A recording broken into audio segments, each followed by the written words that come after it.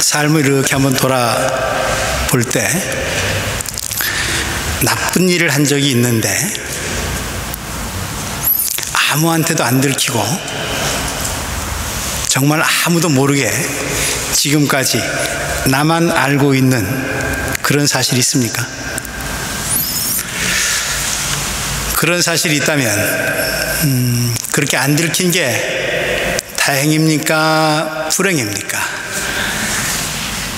혹시 여전히 불안합니까? 통쾌합니까? 여러분들 십계명 잘 아시죠? 살인하지 말라, 간음하지 말라, 도적질하지 말라, 내 이웃의 것을 탐내지 말라. 잘들 지키고 계십니까?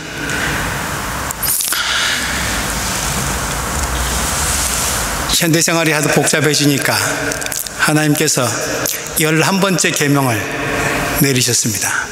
11계명, 제 11계명입니다. 새로 나왔습니다. 여러분께 알려드립니다. 1계명부터 10계명까지 다 못 지켜도 괜찮다. 하지만 이것만은 꼭 지켜라. 들키지 마라. 들키지 마라. 그게 11계명입니다. 안 들키면 10계명 지켰는지 안 지켰는지 어떻게 합니까? 안 들키면 되죠. 그런데 오늘 복음서에서 주님은 계속해서 말씀하십니다. 6장 4절, 6절, 18절 말씀. 숨어서 보시는 내 아버지 하나님께서, 숨어서 보시는 내 아버지 하나님께서.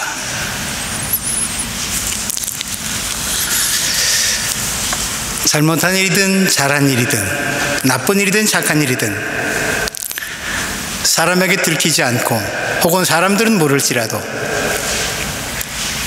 우리가 하는 일들, 아니 생각조차도 하나님께 들키지 않고 할 수 있는 생각이나 일, 하나님이 모르시는 생각이나 일, 그런 것들이 있을 수 있을까요?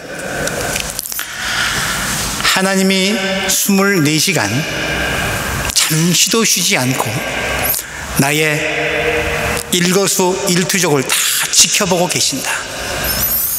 하루뿐만이 아니라 내 평생을 그렇게 하나님이 다 지키고 살피고 계신다 라는 말씀을 들었을 때, 또 하나님이 그런 분이라고 우리가 생각할 때, 그런 하나님이 무섭고 두려운 분으로 다가오십니까? 아니면 참 친절하고 자상스러운 분으로 다가오십니까? 나를 감찰하시는 하나님, 불꽃 같은 눈으로 내 영혼까지, 속사람까지 다 꿰뚫어 보고 계신 하나님, 그분 앞에 섰을 때 여러분의 영혼이 평안과 기쁨을 누리십니까? 불안과 두려움에 떨고 계십니까? 오늘의 말씀은 바로 그 현장에 우리를 세우고 있습니다. 우리는 눈에 보이는 다른 사람들 참 잘 많이 의식합니다. 그래서 잘 보이려고 외모도 고치고 좋은 옷도 입으려 하고 가능하면 명품으로 꾸미려고 합니다. 잘 보이려고 하는 거죠. 사람의 근본적인 욕망 중에 하나입니다. 잘 보이고 싶은 것. 그런데 정작 마음 깊은 곳까지 꿰뚫어 보시는 하나님은 우리 그리스도인들조차도 별로 염두에 두지 않는 그런 경향이 있습니다. 오늘 주님은 말씀하십니다. 숨은 일도 보시는 하나님, 그분께 잘 보이는 게 사람한테 잘 보이는 것보다 훨씬 중요하다.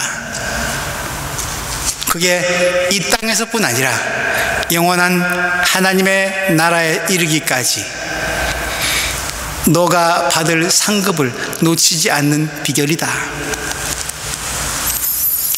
그런 면에서 오늘 구약의 말씀과 신약의 말씀은 하나님과 나와의 관계, 또 나와 이웃과의 관계를 근원적으로 되돌아보게 하는 그런 말씀입니다.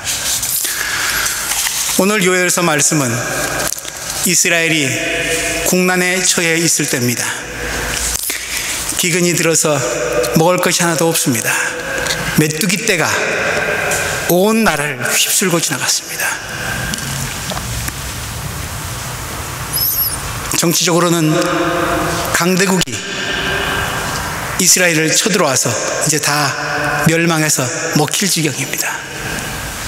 이때 예언자 요엘이 이스라엘 백성들 앞에 나타나서 주님의 말씀을 대언합니다. 지금이라도 너희는 진심으로 회개해라.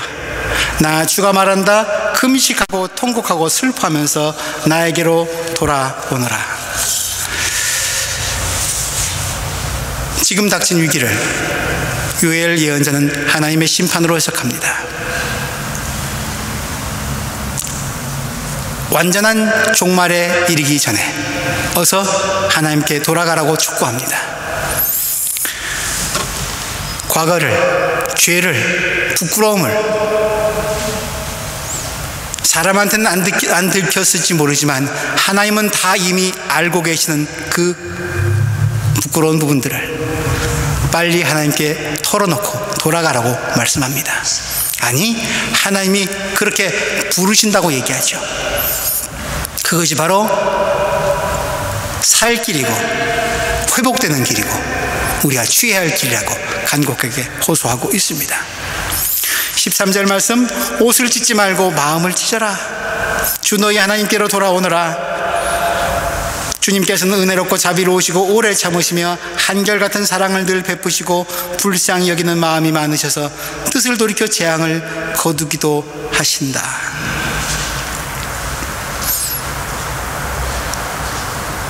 형식적인 회개 말고 마음을 찢는 회개, 그야말로 자복하고 통회하는 심령으로 하나님 앞에 나오라고, 돌아오라고 호소합니다. 속사람이, 속이 바뀌어야 진짜 하나님이 인정해 주신 사람이란 얘기죠. 우리들의 영적인 상태는 어떻습니까? 혹시 보이지 않는 종양이 이렇게 저렇게 자라나고 있지는 않습니까? 도려내야 할 부분, 수술 받아야 될 부분, 내 안에서 독버섯처럼 자라고 있지는 않습니까? 외과적 수술이 가능하다면 메스로 제거하면 되겠지만 의료적 기술이 닿지 않는 골수, 영혼, 그 깊숙한 곳에 도사리고 있는 죄의 씨앗들, 어떻게 해야 할까요? 하나님의 말씀은 관절과 골수까지 쪼개고 내 영혼의 속살까지 다 드러내 주신다고 그렇게 말씀하고 있습니다. 그 말씀을 주신 하나님께로 돌아가는 일, 마음을 찢으며 통회하며 돌아가는 일, 그것이 살 길이라고 요엘 예언자는 그렇게 얘기합니다. 행여 14절, 행여 주님께서 마음과 뜻을 돌이키시고 오히려 복까지 베푸셔서 너희가 주 하나님께 곡식 제물과 부어드리는 제물을 바칠 수 있게까지 하실지 누가 아느냐. 내 마음 깊은 곳에 영적인 환부를 아시는 주님, 그 환부를 하나님께, 유일한 치료자이신 하나님께 드러내는 사람에게는 진노하시지만 영원히 화를 내지 아니하시는 하나님, 죄는 미워하시지만 사랑이 그보다 더 크신 하나님, 정의의 하나님이시기도 하지만 그 정의를 감싸고도 남는 사랑의 하나님, 어떤 면에서는 좀 불균형한 용서와 사랑과 자비 쪽으로 심판보다는, 징계보다는 더 많이 저울추가 기울인 불균형한 하나님께서 우리의 죄에도 불구하고 행여 돌이키시고 복을 내리실 줄 누가 알겠느냐. 하늘의 복을 약속하고 있습니다. 문제는 우리가 옷을 찢지 말고 마음을 찢고 돌아가는 일이죠. 오늘 예수님께서는 마태복음 6장에서 우리들이 하나님과 인간 사이, 인간과 인간 사이에 지켜야 할, 특별히 하나님을 믿는다고 하는 신앙인들이 갖추어야 할 삶의 도리, 이런 것을 말씀해 주고 계십니다. 너희는 조심해라. 그렇지 않으면 너희는 하늘에 계신 아버지에게서 상을 받지 못한다. 어떻게 하면 받지 못한다는 얘기입니까? 6장 2절 말씀, 자선을 베풀 때 위선자들이 그렇게 하는 것처럼 칭찬받으려고 거리에서 나팔 불지 마라. 그들은 이미 받을 상 다 받았다. 예수님이 살고 계셨던 당시 팔레스틴 땅은 참 가난한 땅이었습니다. 그래서 삼시세끼를 잘 못 먹는 사람들이 태반이었다 합니다. 빌어먹을 수밖에 없는데 이들이 빌어먹기 위해서 어디로 가냐? 사람들이 많이 모이는 곳으로 가야 합니다.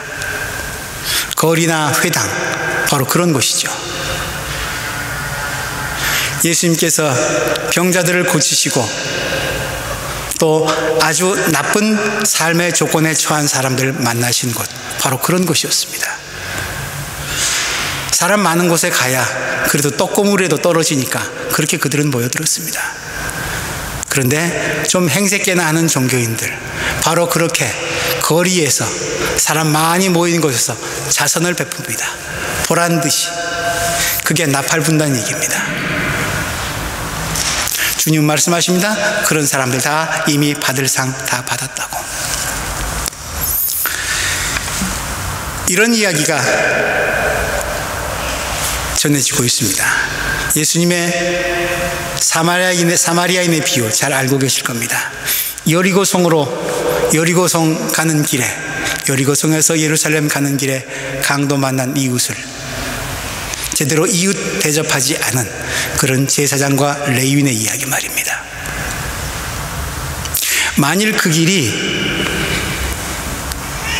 후미진 여리고길, 그런 음침한 골목길이 아니라 대로였다면, 사람들이 많이 다니는 대로였다면 제사장과 레위인들 아마 그냥 지나치지 않았을 거다. 사람들이 안 보는 곳이니까, 안 들키는 곳이니까 그냥 지나갔다. 그 사람들이 안 보는 곳에서 그들이 적대시하고 인간 이하의 취급을 하던 사마리아인은 그를 도왔습니다.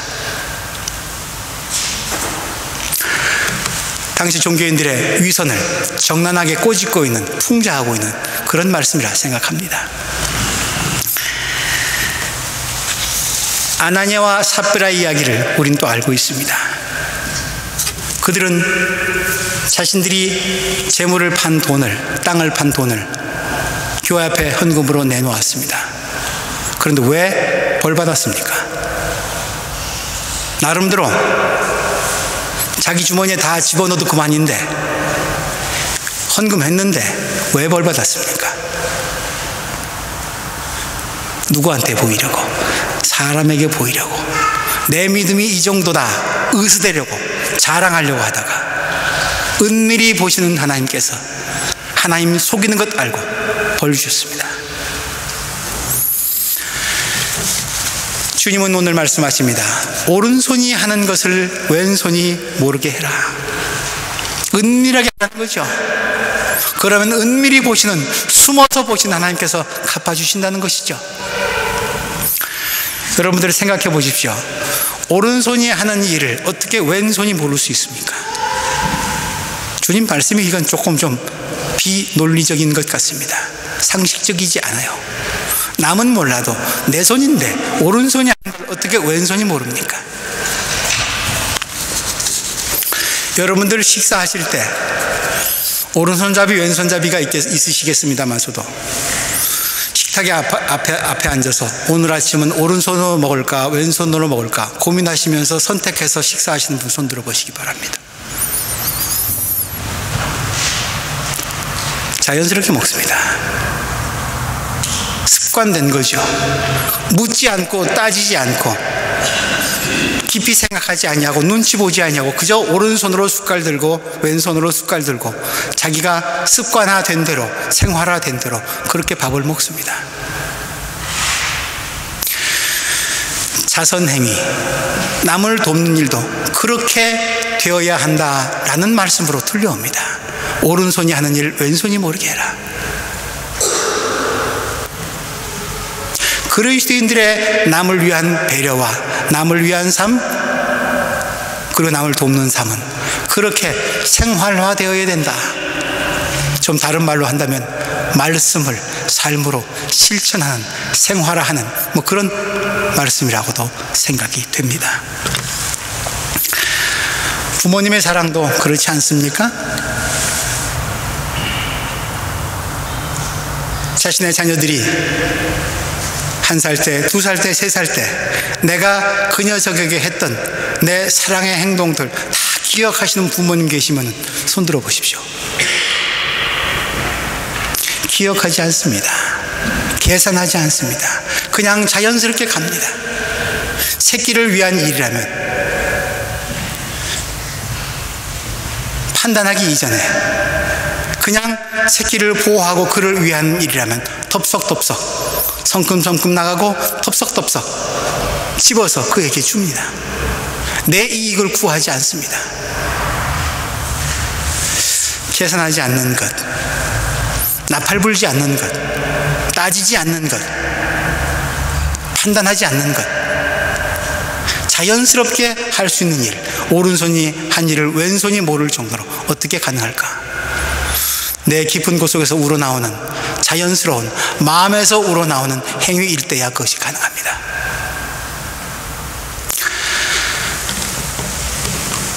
교회가 하는 일이, 또 우리가 하는 일이, 남을 돕는다고 하는 일이, 구제와 자선과 봉사의 사역들이 그 속을 들여다보면 우리를 드러내려는 것 혹시 아닙니까? 그 속을 살펴보면 혹시 계산이 앞서가고 있지는 않습니까? 우리의 이웃사랑 점검해 보라는 주님의 말씀입니다.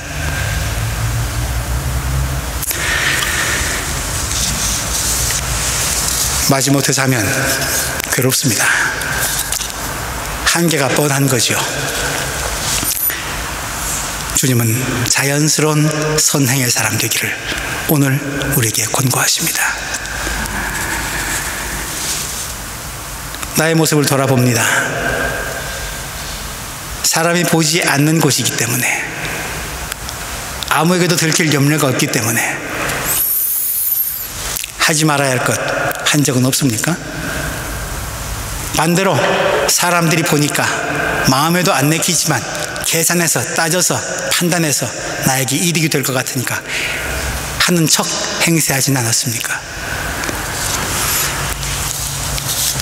남이 알게 행동하면 그건 자선이 아니라 자랑입니다.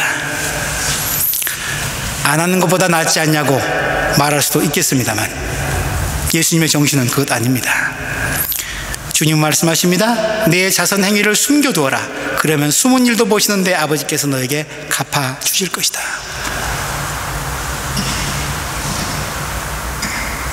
하늘에서 갚아주신답니다. 보이기 위해서 일하고 보임받았기 때문에 칭찬받는 사람들, 그것으로 상은 끝입니다. 그런데 우리 하나님이 갚아주실 상급은 어떤 것인지 기대도 되고 측량도 못할 것 같습니다. 올바른 자선 행위에 이어서 주님은 기도에 대해서도 금식에 대해서도 말씀하십니다. 자선이 왼손이 하는 것, 오른손이 모르게 하는 것이라면 기도는 골방에 들어가서 문을 걸어 잠그고 숨어 계신 하나님께 매달리는 것이라고 말씀하십니다. 골방이 꼭 우리 집 어느 한 구석에 있을 필요는 없을 것 같습니다. 부스를 타고 가면서도, 길거리를 걸어가면서도 나와 하나님이, 내가 하나님 앞에 정난하게 드러나 있을 수밖에 없음을 깨달으면서 하나님과 교제하는 그 모든 것, 기도의 골방입니다. 의시되면서 하는 기도가 아니라 하나님과 나와의 소통의 길, 나 전체를 드러내 보이면서 그분의 뜻대로 쓰임 받기를 간구하는 모습, 그게 우리의 골방일 겁니다. 단식에 대해서도 말씀하십니다. 머리기름 바르고 얼굴 부시시한 채로 금식 티내면서 하지 말고, 금식 안 하는 채 누가 봐도 깔끔하게 또 금식 중이야? 후에 알고 놀랄 정도로 아무도 눈치채지 못하게 하는 게, 그게 진짜 단식이고 금식이라고 말씀하십니다. 사람 앞에서가 아니라 하나님 앞에서 기도하고 단식하고 자선 베풀라는 말씀입니다.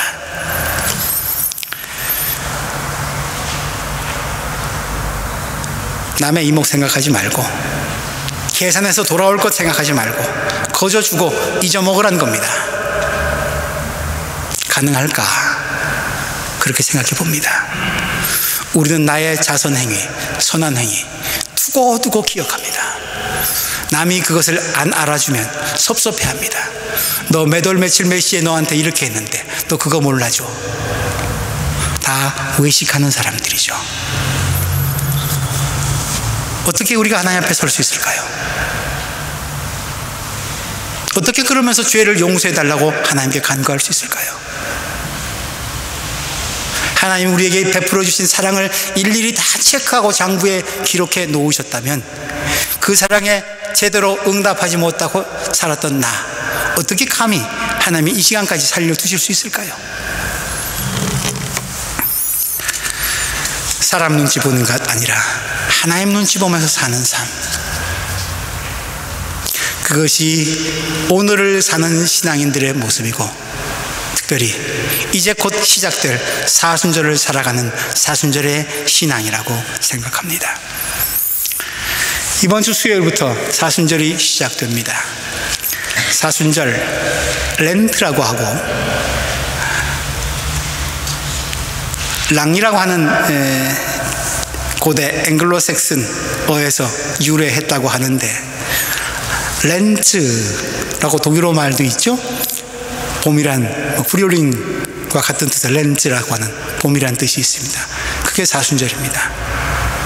흔히 생각하면 사순절은 예수님의 고난 생각하기 쉬운데, 봄 조금 걸맞는 것 같지 않습니다. 사순절의 본래적 연원을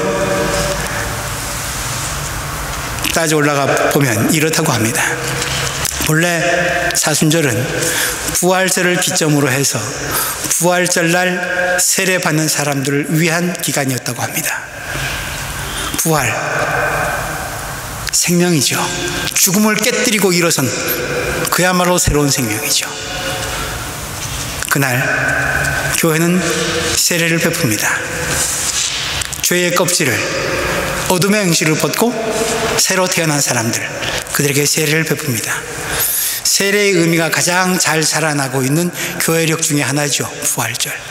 그들이 세례 받기에 합당한 사람이 되도록 부활절 전에 특별히 자기 자신을 갈고 닦는 훈련을 한 40여일 동안 했다고 합니다.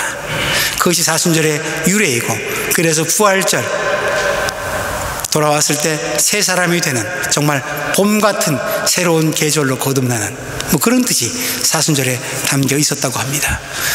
그러던 것이 이제 주님의 고난과 연결되어서 점점 이제는 예수 그리스도의 고난과 십자가를 묵상하면서 우리 자신의 삶의 행실을 돌아보고, 오늘 주께서 말씀하신 신앙인으로서의 훈련, 자선과 금식과 기도를 우리 삶 가운데 실천해 나가는 때, 그때가 사순절. 우리는 지금 그렇게 사순절을 지키고 보내고 있습니다. 40일 동안이 사순절이어서 사순, 4 곱하기 열 해서 사순절이기도 합니다. 왜 40일일까요? 성경에 40이라는 숫자가 상징하는 것이 참 많죠?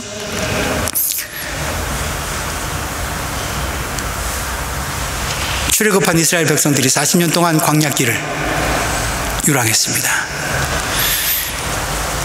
엘리야가 호랍산, 하나님의 산에 이르기까지도 40일을 걸어가야만 했습니다. 예수님께서 광야에서 시험 받으신 때도 40일간이었습니다.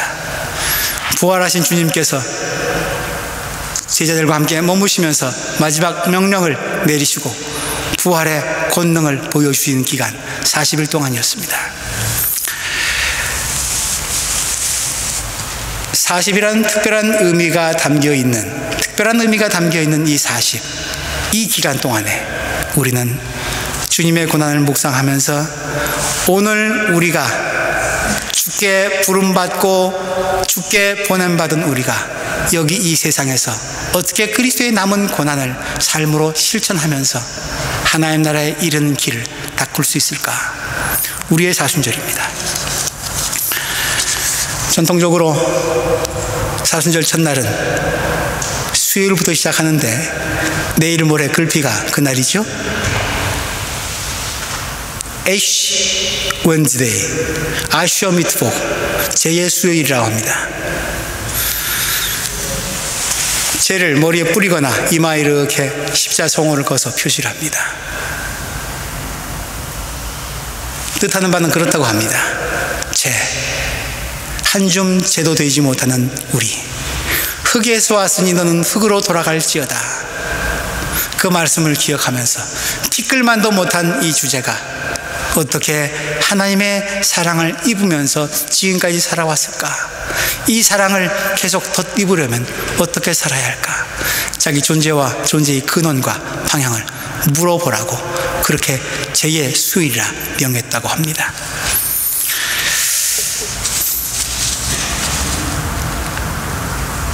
가톨릭에서는 지금도 이 의식이 제2의 수요일날 행해집니다만 우리 개혁교회 쪽에서는 그런 의식적인 절차를 많이 생략했습니다만 그러나 의미는 살려가는 것이 좋다고 생각됩니다. 우리를 흙으로부터 불러내신 하나님, 종래는 다시 흙으로 돌리실 터인데 하나님 앞에서 우리 어떻게 살아가고 있는가? 코람데오란 말 들어보셨습니까? 코람데오, 하나님 앞에서입니다. 우리 교회 표이기도 하죠. 종교개혁가들의 루터든 칼뱅이든 종교개혁가들의 모토이기도 했습니다. 오늘의 교회는 하나님 앞에서 어떻게 서 있는가? 사람에게 보이려고 하는가? 숨어 보시는 하나님 앞에 바르게 서 있는가? 하나님 앞에. 그래서 그들은 잘못된 행실 회개하고 개혁의 기치를 높이 들었습니다. 꼬람데오, 루터와 칼빈의 얘기뿐 아니라 오늘 우리의 얘기가 되기도 해야 합니다. 꼬람데오, for God, 하나님 앞에, 하나님 아래, 하나님 안에, 하나님과 함께. for God, unto God, in God, mit God.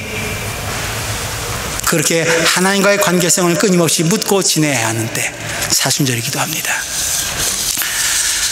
저는 이 사순절을 보내는 교우 여러분들에게 몇 가지 구체적인 실천 프로그램을 제안해 보고 싶습니다. 소극적인 면에서 그리고 적극적인 면에서. 소극적이라 하면 뭘 안 하는 걸 말합니다. 좀 절제하는 거 말하는 거죠. 하나님과의 관계성을 회복하기 위해서, 사람과의 관계성을 제대로 돌려놓기 위해서 우리가 좀 끊고 절제해야 될 것 말하는 겁니다. 주님께서 금식에 관해서도 말씀을 주셨습니다만서도 이 사순절 기간, 어떤 사람들은 40일을 금식하는 사람들도 있습니다만 그렇게까지 무리할 필요는 없을 것 같습니다. 그건 보통 훈련이 필요한 게 아니니까요. 그러나 금식의 의미를 우리가 바르게 이해한다면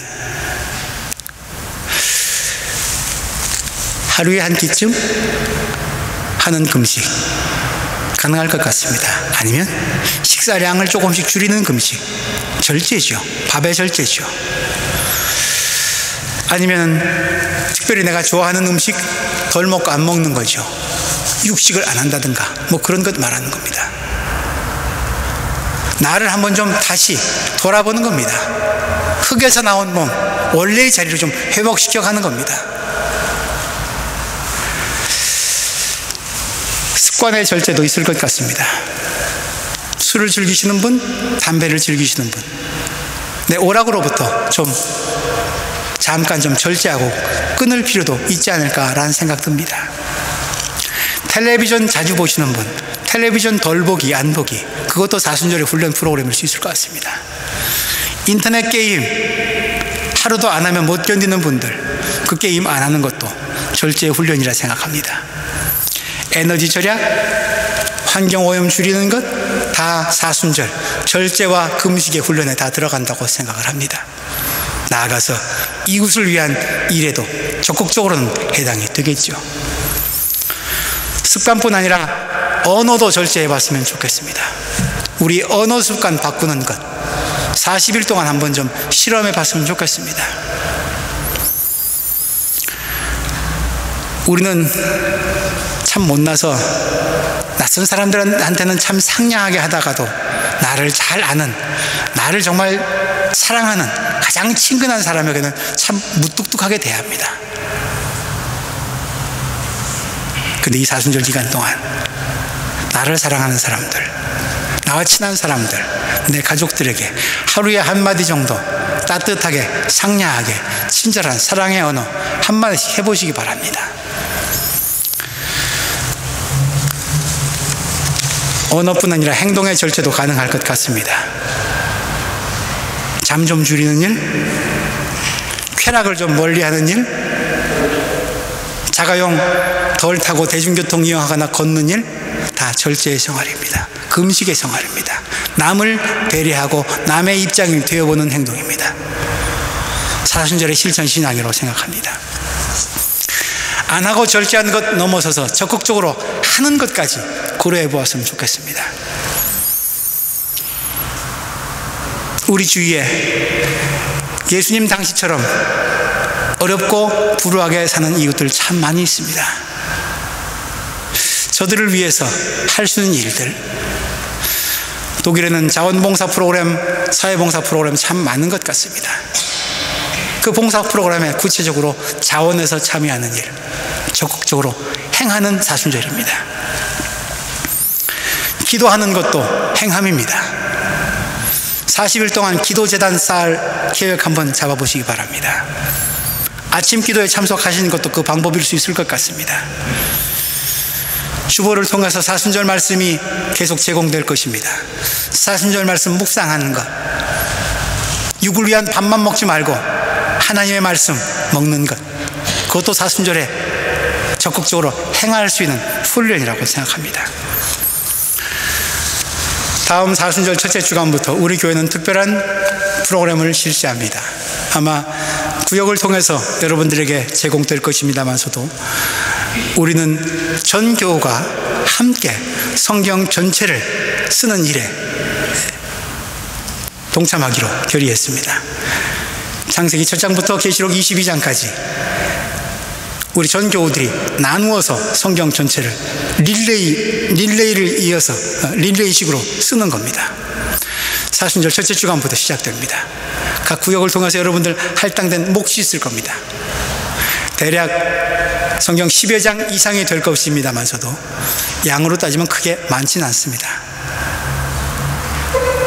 컴퓨터 자판호 호로록 두드리는 것이 아니라 내 글씨체가 서툴고 미숙하다 할지라도 한자 한자 또박또박 내 마음에다 새긴다는 심령으로 한번 써내려가 보시기 바랍니다.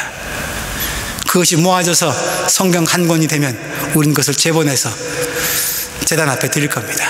우리 교회 창립기념주일에 그것을 우리 모두의 하나님을 향한 예물로 드리려고 합니다. 말씀을 먹고 소화하고 쓰는 훈련, 적극적인 훈련입니다. 그리고 하나 더, 주님은 오늘 금식에 대해서도 말씀을 하시는데, 금식하는 것을 사람들에게 드러내지 말고 보이지 않게 숨어 계신 내 아버지께서 보시게 해라. 그리하면 남 모르게 숨어 보시는 아버지께서 너에게 갚아주실 것이다. 이사야서 58장에 보면 금식의 의미가 이렇게 적혀 있습니다. 굶주린 사람에게 너의 먹거리를 나누어 주는 것, 불쌍한 사람을 집에 맞아들이는 것, 헐벗은 사람을 보았을 때 그에게 옷을 입혀주는 것, 이게 적극적인 금식의 의미입니다. 금식은 내가 밥 한 끼 덜 먹고 안 먹는 게 금식이 아니란 얘기예요. 밥을 안 먹고 덜 먹어도 남을 외면하면 그는 올바른 금식한 사람이 아니라는 거죠. 어린이들도 참여할 수 있을 것 같습니다. 밥 조금 덜 먹습니다. 한 끼 정도 생략합니다. 군것질 좀 안 합니다. 유혹이 있겠지만 좀 참으라고 합니다. 그래서 군것질 비용이, 음식에 소요되는 비용이 좀 줄어듭니다. 하루에 5유로가 줄어들지라도 40일이면 40유로네요. 여러분들 각자 가정에서 사순절 동안 우리 식구가 음식을 좀 절제하고 하고 싶은 것 안 함으로 인해서 실제적으로 경제적으로 줄여지는 그 효과를 남을 위해서 쓸 계획 한번 잡아보시기 바랍니다. 각 가정마다 그 용처는 다르겠죠. 누구를 위해서 어떻게 쓸 것인가 다 각자의 몫입니다.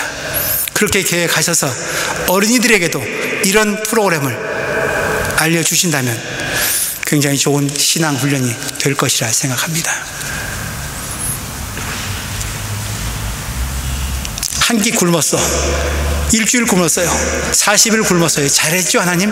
하나님 앞에 자랑하는 금식이 아니라 그만큼 나의 굶주림과 헐벗음을 이웃과 함께 나누는 일, 더불어 사는 일, 그런 지혜까지 우리의 금식이 미쳐간다면 하나님께 칭찬받을 수 있는 그런 은혜의 사건이 벌어지리라 생각을 합니다.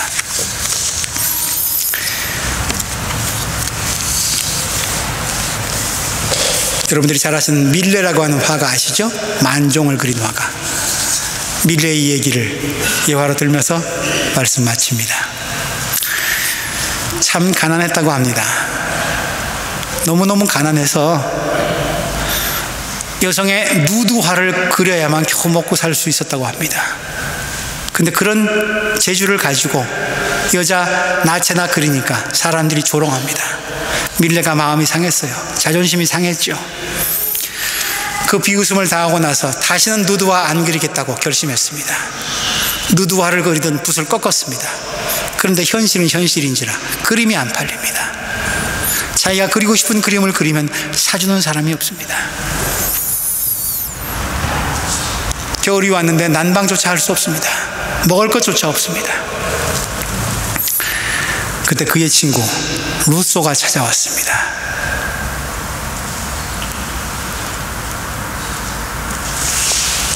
밀레에게 말합니다. 이봐 밀레, 좋은 소식 갖고 왔어. 자네가 그린 그 나무에 접붙이는 농부라는 그림 있잖아. 그거 어떤 사람이 사겠대. 좋은 값으로 사겠대. 내가 돈까지 받아왔어. 이거 받게. 그리고 땔감도 좀 사고 빵도 좀 사고 애들 먹이고 열심히 그림 그리게. 자네 그림을 알아보는 눈이 있다니까 실망하지 마. 밀레는 힘을 얻었습니다. 친구를 통해서 들어온 소식이긴 합니다만 누군가가 내 그림을 알아주는 사람이 있다. 얼마나 희망이 부풀기 시작했는지 모릅니다. 열심히 그렸습니다. 그는 그것을 기반으로 해서 일어나기 시작했고 종래는 아주 유명한 화가가 되었습니다. 그런 뒤에 그는 그의 친구 루소의 집을 방문했습니다.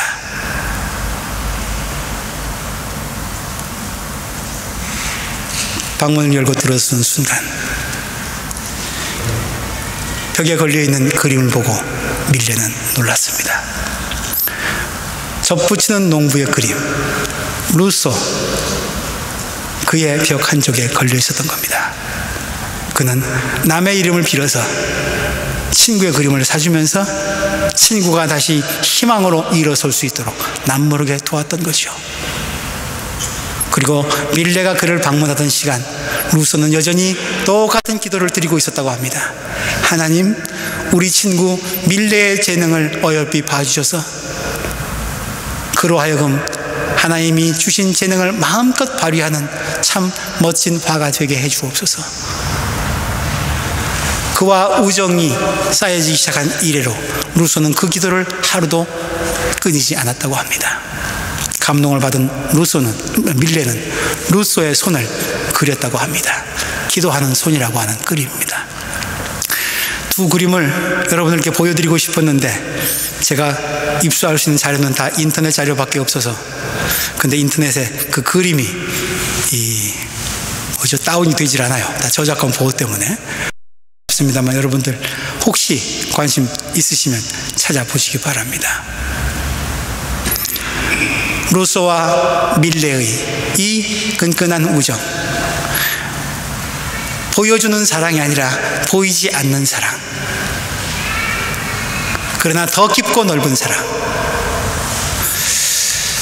하나님께서 여러분들을 24시간 1분 1초도 쉬지 아니하시고 졸지도 주무시지도 아니하시고 여러분들을 살펴보고 계십니다. 감찰하고 계십니다. 하나님 앞에 들키지 않을 일은 아무것도 없습니다. 이 하나님의 이야기가 여러분들을 두렵거나 불안하게 만들지 않기를 바랍니다. 아, 하나님 그러세요? 그런 분이셔요? 그럼 난 너무 행복해요. 하나님 앞에서 살아가겠습니다. 그렇게 기도하고, 그렇게 남을 구제하고, 그렇게 내 것을 줄이고 금식하고 절약하면서 하나님 나라 만들어 가겠습니다.